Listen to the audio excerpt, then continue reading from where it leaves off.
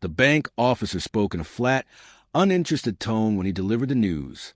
"Ma'am, your mortgage, about $500,000, is 90 days past due." I remember staring at the wall, tracing the tiny cracks in the paint instead of reacting. My pulse stayed calm, my voice steady. A cold stillness spread through me because I had never bought a house. I hadn't signed a single paper.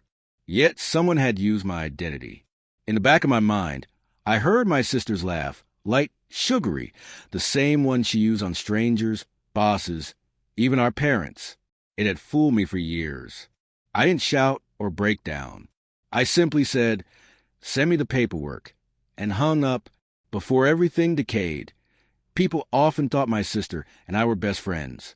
She'd show up for help with rent, her car, her job applications, her relationship messes.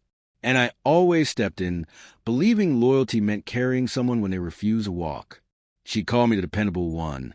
But I never saw the bitterness hiding behind the praise, the envy of someone who wanted the benefits but never the effort. So when she told me she'd found her dream home, I believed her excitement. I had no idea she would purchase it under my name, using my credit, my entire identity. Worse, she hadn't done it alone. Our parents helped smooth the lie. Family supports each other, they always said. I just didn't realize support meant draining only me. Then the documents landed in my inbox. There was my name, my social security number, my signature, nearly perfect but fake. And then the kicker, the cosigner. My mother's real signature, clear as day. The betrayal didn't explode all at once. It seeped in slowly, like smoke rising until you realize the room is already full. I thought of every small thing my sister had borrowed. My car, my streaming passwords, my trust. Every favor suddenly looked different. My first reaction wasn't anger. It was focus. Feelings cloud judgment, and I needed a clear mind. They had been careless enough to commit mortgage fraud in a state that treats it as a felony. So I called the one person who handled problems without emotion, my lawyer. I sent him everything. He sent back a list of routes we could take. For the first time in months, my lungs loosened. This wasn't going to be a family fight. It was strategy, and I already knew exactly where they were weak. Step 1, freeze my credit. Step 2, file the fraud report. Step 3, submit the affidavit naming every individual involved, not family, their full names. Then we file with the county, foreclosure and transfer of ownership pending investigation. That triggered a sheriff supervisor review of the property. My sister and parents assumed that because the house was under my name, I'd shield them. They forgot whose identity they hijacked. My attorney scheduled the inspection. I cleared my day. When we arrived, they were celebrating. I heard the pop of champagne before I stepped through the doorway. Music, laughter, my sister's victory echoing through the halls. The sheriff walked behind me, heavy boots sinking into the spotless floors. The officer overseeing the investigation carried a folder. The forged contract clipped to the front.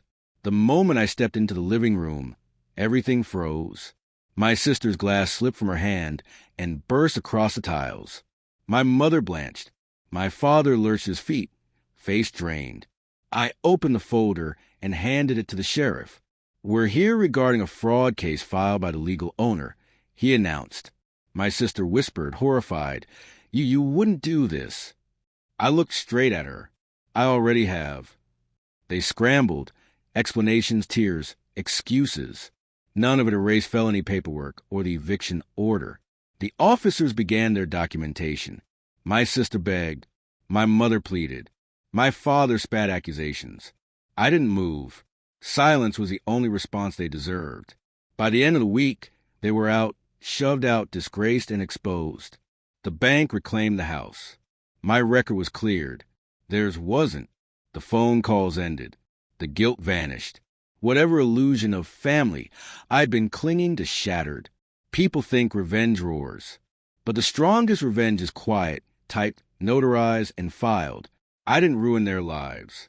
I simply stopped shielding them from the consequences of their own choices. And when everything was finally over, I realized something important. They hadn't just stolen my identity. They accidentally returned my life to me, 2. I walked away without turning back.